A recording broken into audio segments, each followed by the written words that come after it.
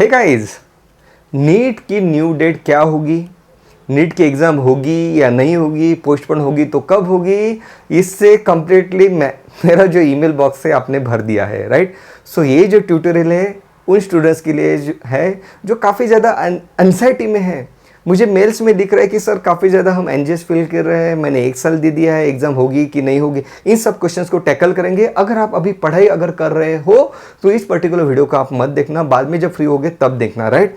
सो क्योंकि एक्चुअल में जो लोग जिन लोगों ने मुझे मैसेज किया उनके लिए ये वीडियो है। ओके, नीट की न्यू डेट क्या होगी? सो देखो यार, आज के भी जो इंडिया टीवी का जो एक न्यूज़ है उसमें क्या बताया है कि दैट कब होगी नीट की new date, what about the exam, NEET की न्यू डेट कब बताई जाएगी। उसमें एक चीज़ ये दी है कि पेरेंट्स ने कहा है कि इस एग्जाम को पोस्टपोन किया जाए, और पेरेंट्स का जो कंसर्न है बिल्कुल सही भी है, क्योंकि आप आपके बच्चे को भेज रहे हो, उसको अगर कोरोना हो गया तो घर पे आएगा, घर में बाकी लोगों को भी चांसेस उसमें बढ़ जाते हैं। So this is not about particular limited to the students, this is इसका वाइड स्प्रेड जो है काफ़ी ज़्यादा सपोर्ट हो जाएगा इस चीज़ का, अगर इतने ज़्यादा इन्फेक्शियस इन्वायरमेंट में, इतने ज़्यादा इन्फेक्शियस पीरियड में अगर हम एग्ज़ाम कंडक्ट कराते हैं तो। ओके, अब देखो एक चीज़ जो है, ये जो हमें केसेस दिख रहे हैं, it is like the tip of the iceberg. जो हम बता रहे हैं ना कि अराउंड 15 to 16,000 केसेस हमें मिल रहे हैं।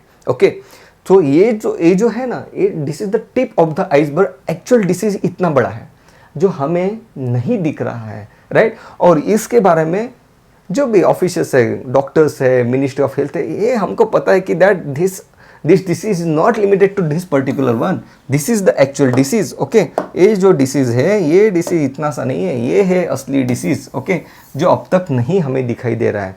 और इसलिए क्या है कि एग्जाम की डेट उसमें डिटरमाइन करना ये डिफिकल्ट चीज़ हो जाती है, क्योंकि ये जो अंडरलाइंग डिसीज है ना, ये आपको मैक्सिमम डिसीज में ये फिनोमिना मिल जाता है। इसको हम कहते हैं आइसबर्ग फिनोमिना, मतलब आपको जो दिखता है टिप ऑफ द आइसबर्ग दिखता है। आपको जो 20,000 केसेस जो दिखे 2 दिन पहले, 3 दिन पहले, ये वो केसेस है जो लोग आए, जिन्होंने हॉस्पिटल में आके टेस्टिंग कराया, सो अकॉर्डिंगली उनका डेटा कलेक्ट किया गया। लेकिन व्हाट अबाउट अदर्स जो हॉस्पिटल में रिपोर्ट ही नहीं कर रहे? So this is the big number. Okay, so ये जो नंबर है यहाँ पे अराउंड आ रहा है 18,000 के अराउंड जो नंबर आ रहा है आज का। सो ये 18,000 से भी काफ़ी ज़्यादा बड़ा नंबर है।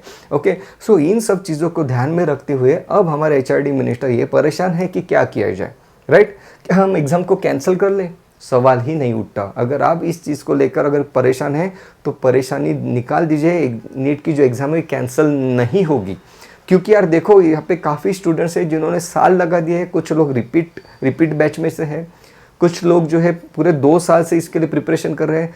तो ये जो है नीट की एग्ज़ाम तो लेनी पड़ेगी, this is the entrance exam. आप यहाँ पे आके ये नहीं बोल सकते हो कि सीबीएसई के base on the CBSE examination आप जो है मेडिकल को एडमिशन दे दो, ये नहीं होता है। सीबीएसई का एग्ज़ाम जो है काफ़ी अलग है, नीट का एग्ज़ाम जो काफ़ी अलग है।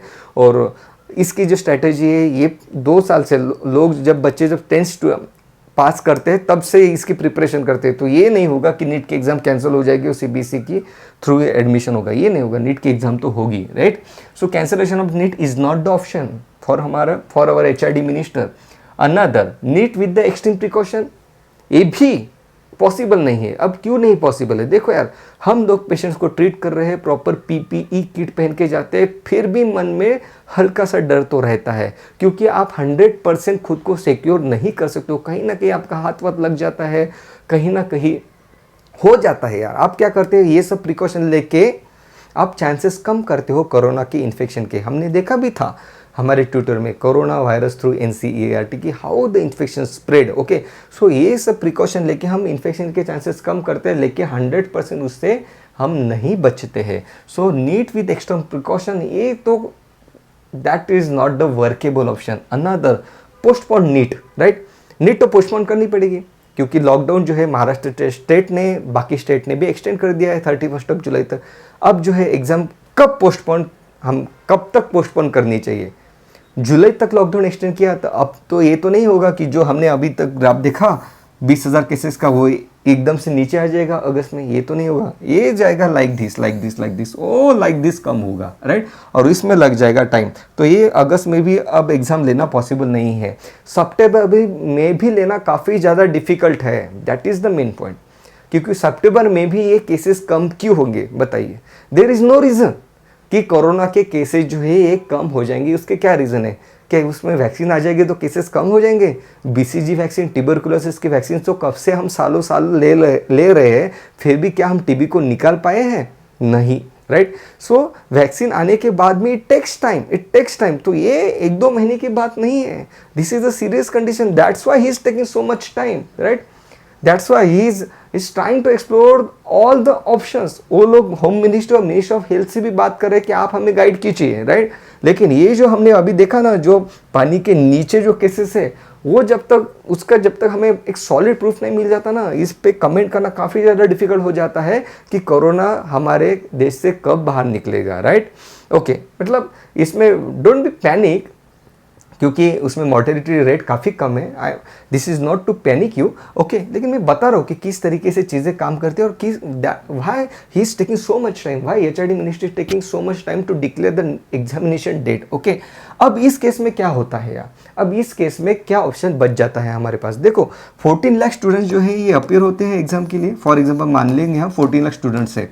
प्रॉब्लम हमारा ये है कि 14 लाख स्टूडेंट्स को हमें गैदर नहीं करना है, क्योंकि गैदर हो जाएंगे तो इन्फेक्शन काफ़ी ज़्यादा स्प्रेड होता है, ओके? अगर हम 14 लाख की जगह पे अगर 1 लाख स्टूडेंट्स को ही बुलाए अगर एग्ज़ाम देने के लिए, तो ध्यान से सुन लो मेरी बात, राइट? मैं आपको एक वेबसाइट भी दिखाऊंगा जिसमें ये चीज़ वहाँ पे उसका रिसर्च चल रहा है और उसका इस टाइप में एग्ज़ाम कंडक्ट कराई भी गई है अदर कंट्रीज़ ने, और हमारे कंट्री ने भी अदर एग्ज़ाम को इस टाइप में कंडक्ट कराया है। 14 लाख स्टूडेंट्स हैं, उसमें से आप 1 लाख स्टूडेंट्स को अगर बुलाते हो एग्ज़ाम देने के लिए, राइट, तो आपको ये जो है ये एग्ज़ाम जो है 14 डेज में कंडक्ट करनी पड़ेगी, हम मान के चल रहे हैं, राइट? और ये जो 1 लाख स्टूडेंट आएंगे, इनको भी हम क्या करेंगे, 2 सेशन में डिवाइड कर देंगे, 50,000 in morning, 50,000 in afternoon session, okay, like this, okay?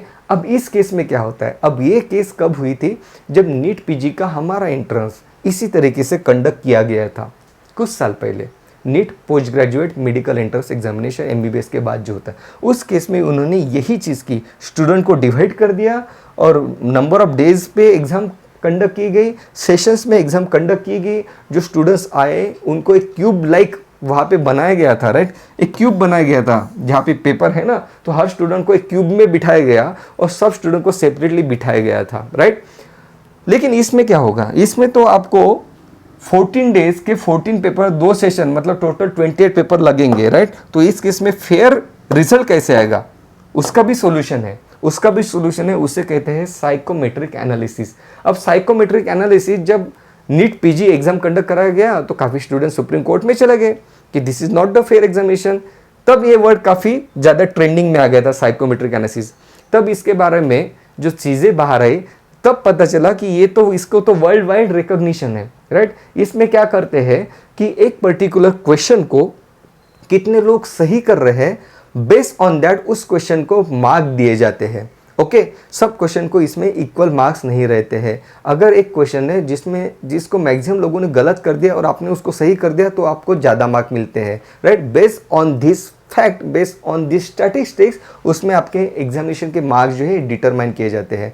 Examination paper का लेवल भी वो लोग ट्राई करते हैं कि एक ही लेवल का रखे। मान लो एक सेशन में इम्यूनोग्लोबुलिन जी का फंक्शन पूछा तो एक सेशन में इम्यूनोग्लोबुलिन ई का फंक्शन पूछ लेंगे। So like that they try to maintain the level of examination. हाँ, 1 नेशन 1 एग्जाम और 1 पेपर भी होना चाहिए, लेकिन इस केस में ये पॉसिबल होता हुआ नहीं दिख रहा है कि सिंगल पेपर बेस्ड एग्जाम लेना। सो इस केस में साइकोमेट्रिक एनालिसिस का भी एक ऑप्शन जो है यहाँ पे एक ओपन हो जाता है। अगर आप एनटीए की वेबसाइट अगर देखोगे तो यहाँ पे आपको दिखेगा दे आर साइकोमेट्रिक एनालिसिस जो है, इसके ऊपर वो लोग already they are working on this psychometric analysis, ये यहाँ पे दिया है, ओके?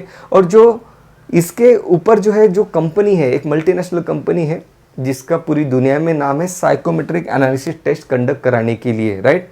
सो वो country all over the world psychometric analysis test based on the psychometric analysis different entrance examination को वो कंपनी जो है कंडक्ट कराती है।